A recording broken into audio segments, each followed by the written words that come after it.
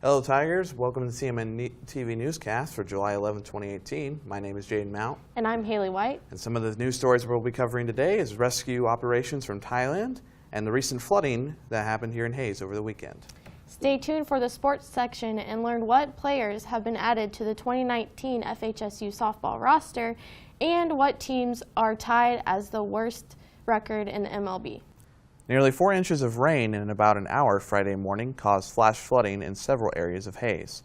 Many residents downtown suffered flooding damage and were dealing with the cleanup left behind from the large amount of rain. Some streets in the city were blocked off for a time, and water once again flooded the bridge on Goosehead Drive on campus. Some residents had to be helped from their homes by emergency personnel. Areas along 27th Street and the Bickelschmidt Sports Complex were underwater.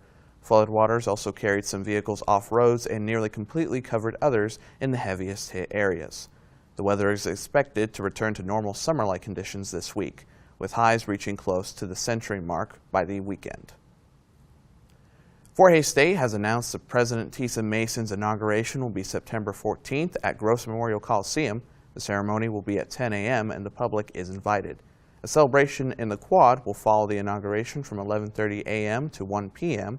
Mason is the 10th university president at FHSU and came back to the school after serving as president of Valley City State University in North Dakota. She served as vice president of student affairs at Fort Hays State prior to taking the position in North Dakota. As most political races are enduring a primary phase, the campaigns for the 111th district in the Kansas House of Representatives are of the few where candidates are not pressed for the August 7th election. Barbara Wassinger, the current Ellis County Commissioner for the 2nd District, secured the Republican nomination for the district last month. The same can be said for her opponent, incumbent Democrat Eber Phelps. Wassinger is finishing her 2nd term as a county commissioner, a decision she made in reference to her belief on term limits, as well as in relation to the number of terms her opponent has held office. Well, he's been there since 1997 was when he started. I've always been a fan of term limits. I gave myself a term limit as a city commissioner, and I was planning on doing so also as a county commissioner. Kansas Republicans, including former Governor Sam Brownback, have been criticized heavily for not funding K-12 and higher education effectively. Candidates for the Republican nomination since have taken stances to fund education more than the past. However, many are wanting some form of accountability for the money being spent. There isn't anyone that's not for good education in Kansas. That's a given.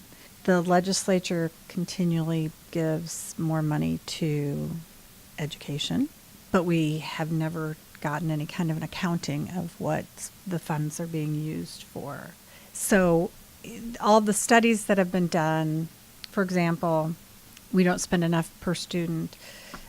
The District of Columbia spends over $17,000 a student, and we're down in the $13,000. Yet they have maybe a 51%, and I'm not sure, graduation rate. It's a horrible graduation rate, but they spend more money per pupil, and Iowa spends the same as we do, and their graduation rate is 91%. So what is the difference? Where are we looking for some accountability as to where it's going and how you're getting, what kind of results you're getting, because there's no correlation that's been found between just throwing money at education. Wassinger will represent the Republican Party at the November general election against Phelps. Registered voters will have to wait until then to cast their vote for either candidate. While there will be no primary needed for the 111th district race, there will be in the race for Kansas governor. Primary elections are less than a month away for Republican and Democratic parties. Registered party-affiliated voters will be able to cast their votes for who will represent their party in various elections across the state. Last Friday, I sat down with Republican governor candidate Ken Seltzer and his running mate Jen Sanderson, an FHSU alum. One of their main points in their campaign is improving and growing the state economy, as well as keeping college graduates in Kansas. The bottom line is we need to make Kansas grow. Kansas was the worst economy in the central part of the United States, in the ag-driven part of the United States. We were the worst performing state in 2017, the absolute worst performing. We were the fourth worst in the nation. We don't need to tolerate that. We need a governor who understands that making Kansas grow means we can invest in education, we can invest in infrastructure, roads, we can invest in corrections, and all those other things that we need to invest in. If Kansas doesn't grow, we'll never get to where we need to be. And so we're focused on making ag grow, knowing that ag drives the state economy. Over 40% of our economy here in Kansas is ag. Some states around us are even more ag-driven, but you know what? We performed even worse than those states around us. We're going to make Kansas grow, and that means getting people in jobs. That means stopping or slowing this out-migration issue that we have here in Kansas, particularly out of rural Kansas, out of western Kansas. We need to slow that, and we can do that with some of the things that Jen has been doing with her Northwest Tech College in Goodland, and she can explain that here in just a moment. But we have so many things we can do as governor to improve the Kansas economy, including leaning in on costs every day and thinking about how we're going to make Kansas grow. And Jen, you've got a lot of good programs going on up there at Northwest Tech College where you're a part of. Right, so your local economy kind of craves certain jobs. Right. The farmer of yesteryear is not the same as the farmer of the future. Well, the farmer of the future needs a lot of technology. Makes them more efficient. It's the way of the world. So we're putting technology in their hands, and we're training them how to use it effectively, save those dollars that they need to work the farm. We're seeing younger farmers being able to come back to the family farm and raise their families there, and there's a whole new breath about that new energy, and it's just really phenomenal. Many community colleges, tech colleges, even Fort Hays, you look to your community or the needs of your state and say, hey, how can we provide a student after graduation that industry needs? Let's keep them in Kansas, and those are good paying careers. Those are good paying jobs. Let's do that. Let's rebuild Kansas that way and stop the out-migration. Registered voters in the respective parties will be able to cast their votes August 7th. For more information about voting in your area, contact the local Kansas Department of the Treasurer office. A group of young soccer players stuck in a cave in Thailand were all rescued safely after spending nearly 2 weeks trapped. The final phase of the rescue was carried out Tuesday, and all of the boys and the coach who were trapped were safe and at the hospital recovering. The rescue operations began Sunday when 4 boys were saved, and an additional 4 were rescued Monday. The final rescue mission took place Tuesday. The boys and the coach became trapped in the cave when heavy rains hit while they were exploring underground. It took searchers nearly 10 days to initially find the group. A Thai Navy SEAL died during the rescue operations for the group. He ran out of air while placing oxygen tanks along the exit route as workers cleared a path to the team. President Donald Trump has chosen Judge Brett M. Kavanaugh as his pick for the U.S. Supreme Court, the highest court in the land. If confirmed by the Senate, Kavanaugh will replace retiring Justice Anthony M. Kennedy. Many believe if Kavanaugh is confirmed, he will move the court's majority to the right on issues such as abortion, gun rights, affirmative action, and religious liberty. 2 customers of McDonald's in South Florida are suing the fast food giant for not lowering the price of a quarter pounder with cheese when they ordered the sandwich without cheese. Cynthia Kissner and Leonard Werner are part of a class action suit alleging McDonald's should charge a lower price for a quarter pounder or double quarter pounder sans cheese. The lawsuit seeks at least $5 million. The company's response to the lawsuit calls the filing nonsense and asks for it to be dismissed. A Hoisington man is facing additional charges after fleeing a courtroom in Great Bend on Monday. 41-year-old Raymond Keith Chapman was in court for sentencing on a probation violation when a judge sentenced Chapman to 12 months in the county jail. Chapman bolted. He was shot by a taser, but it didn't fully make contact. Law enforcement was able to catch Chapman after a short foot chase approximately 3 blocks away. Chapman now faces escaping from custody charges while serving his 12-month sentence in jail. Those are the stories making headlines in the world of news this week. After we return from the short break, Haley will be here with your sports update.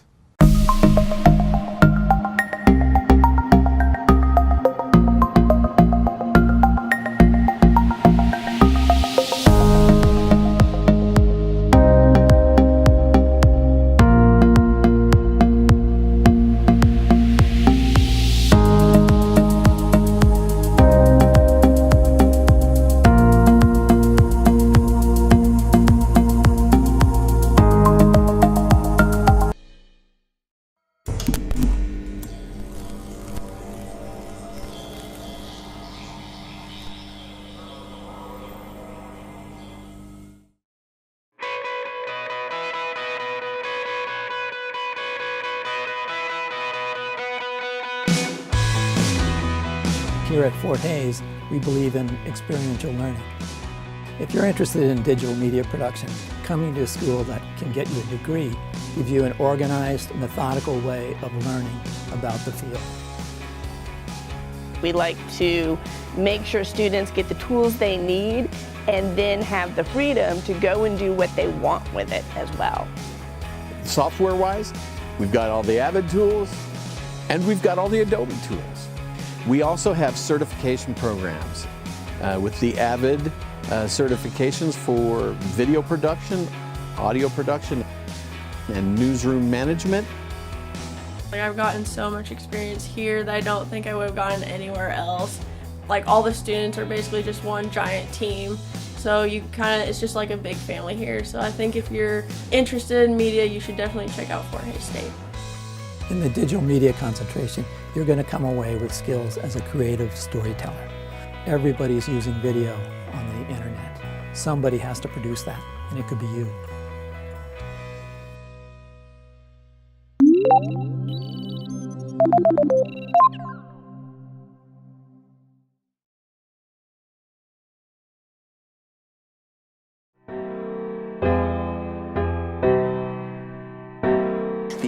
Prospect Lael Collins from LSU. For a touchdown by Mike Evans.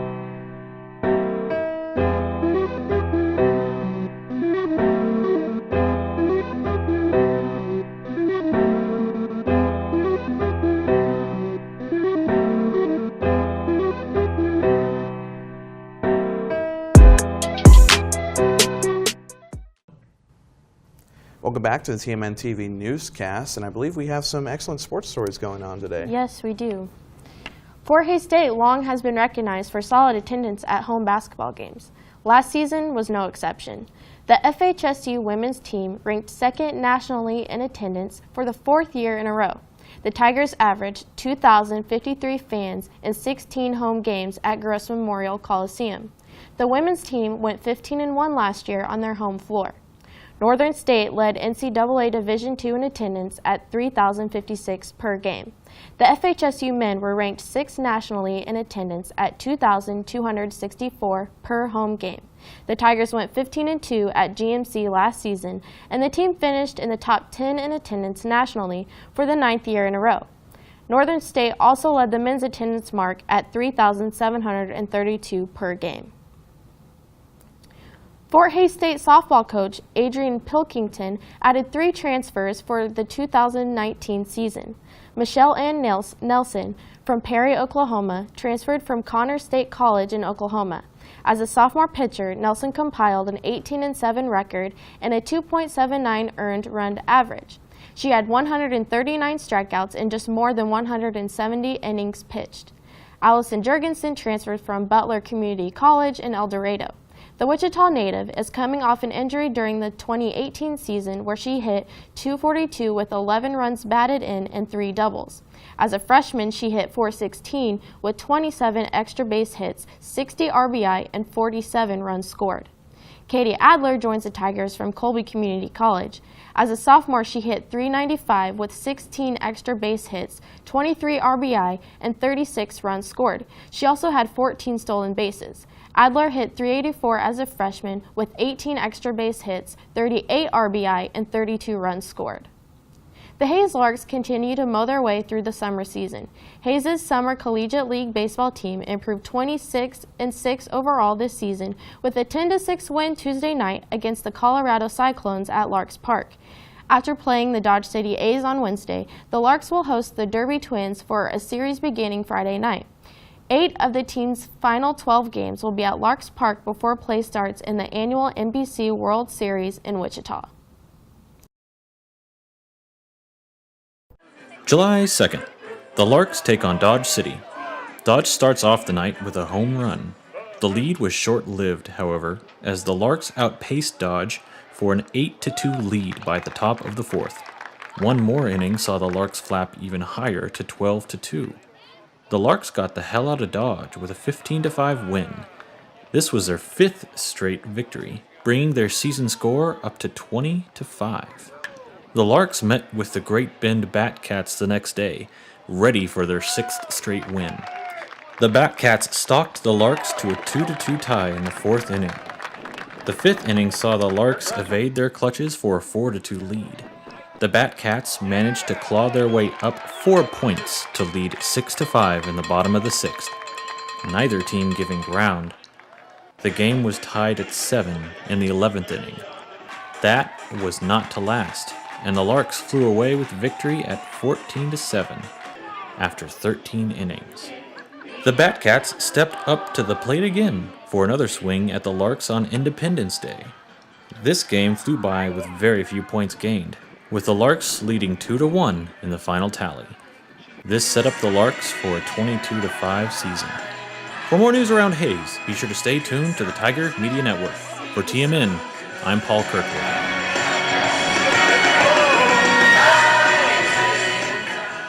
Sporting KC saw its 15-week run atop the MLS Western Conference standings come to an end Saturday night on its home field. Sporting battled a 2-2 draw visiting Toronto FC after falling behind 1-0 early in the match. Sporting's Johnny Russell notched his 100th career goal with the professional club while scoring his 7th goal of the season. The Scottish player began playing professionally in 2007. Sporting KC provided us with these highlights from Saturday's match. As Toronto FC look for their first win ever at Children's Mercy Park. Juan Carlos Rivero is the referee. He's blown the whistle, and away we go. Rubio tries to get there. It falls to Kuzain in the penalty area. Back out to Lindsay. Across the box it goes to Johnny Russell. He put the header across frame and just missed the far post. Near post, I really do. Keeping possession so well. Sliding challenge from Bradley broke up that play.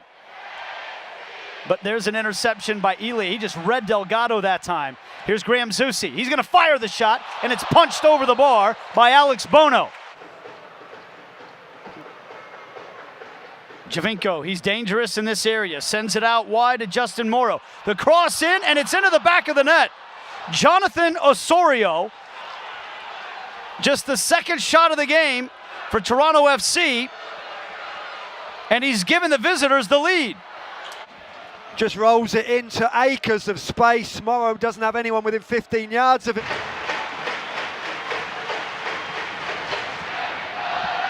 Graham Zusi with the in-swinger. Instead he goes all the way to the top to Quase on the volley. Over the bar. To hit a ball on the volley that's coming across you like that.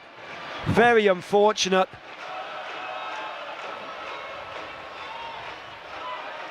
Elie, calm turnaround, Michael Bradley.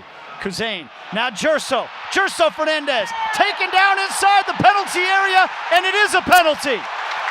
Clumsy tackle from Zavaleta, absolutely nowhere near the ball. Smart forward play from Gerso Fernandez, just puts his right foot across the ball and into the path of Zavaleta. There's the whistle. Elie. And it's 1-1. Calmly rolled into the corner. Bono guessed the right way, but couldn't get there, and Sporting KC are back in business. To send it past the outstretched right arm of Bono, because Bono guesses the right way. It's the power of that side right foot that takes it past Bono. It's a quality finish for Millier. We've seen no end of penalties saved in the World Cup. There was no save in that one. Failed to close out the first half, but now Sporting KC have sprung back to life. Rubio through for Johnny Russell. Russell, and it's 2-1. Absolutely calm and collected. Great Scott. Kuzain muscled off the ball. Here comes a shot from Hamilton, and he tucks it inside the post. Toronto have equalized. A fantastic strike from Jordan Hamilton. And that's some finish. City are troubling Toronto FC down the flanks. This header falls out to Graham Zusi. Cross in, looking for Shelton, and he just put it over the bar. Oh, it was headed for the top corner. Sent in by Zusi. Flick just over the bar by Jalen Lindsay. Javenko intercepted by Beasler. Beasler a little slow to get up. Still Javenko. A diving save from Tim Melia. Now Namor, cross in, away by Beasler. And there is the final whistle. Toronto FC remain winless here at Children's Mercy Park. Sporting, which now has a 9-4-6 record, will travel to play the New York Red Bulls on Saturday at 6 p.m. France made its way to the 2018 FIFA World Cup Finals with a 1-0 win over Belgium on Tuesday. Samuel Umtiti scored a header off a corner kick in the 51st minute, and France made a goal stand up the rest of the way. It's the third time France has reached the World Cup Finals, and the first time since 2006. It also reached the title match in 1998, the only time the country has won the trophy. France will play either Croatia or England in the finals. Those two teams played Wednesday afternoon. The championship is set for 10 a.m. Sunday. The United Rebel Sprint Series sprint cars will take center stage this weekend at RPM Speedway in Hayes. The 305 sprint cars will be battling Saturday and Sunday nights for a $2,000 payout at the 10th Wheatstalker Nationals. On Saturday night, the sprint cars will be battling for $500 to win the feature race before the large payout Sunday night. Also competing Saturday night will be the IMCA-sanctioned Northern Sport Mods, Hobby Stocks, Sport Mod Compacts, and Cruisers, and Sunday night will also showcase modifieds and stocks. The winner of the modified feature will take home $1,000, while the stock car winner will pocket $750. Races are set for 7 p.m. both nights, and with general admission gates opening at 5 p.m. and hot laps at 6 p.m. For more information, visit rpmspeedway.net. Kansas City Royals catcher Salvador Perez is the team's lone representative for this year's MLB All-Star Game on July 17th in Washington, D.C. Perez has made the All-Star roster the last 6 years, but will be the first time since 2013 that he won't be starting the game. As a team, the Royals are in a close race with the Baltimore Orioles for the worst record of all MLB. That's all we have for this episode. Check back next week for another TMNtv Newscast. To stay up to date on the latest news and information throughout the week, visit TigerMediaNet.com. Until then, remember, roar Tigers.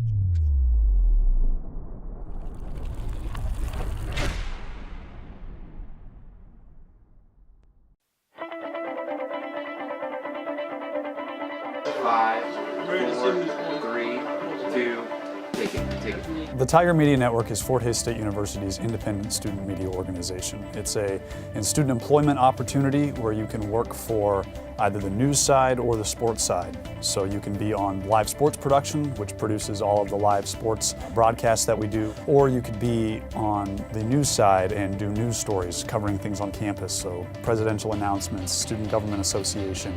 We bring that news to the student community and the Hays community as well. You don't realize how much Fort Hays State has to offer until you're here. I mean, it is definitely, this is a land of opportunity here. I just got back from the MIAA tournament in Kansas City a couple weeks ago where we worked with other production crews including Pitt State and Central Missouri. And it's a great time. I've gone there the last couple of years. For me anyway, I get to do sports, which is what I love. And if live productions is where that's at. This is the perfect place to do it. We have almost everything that you could possibly imagine.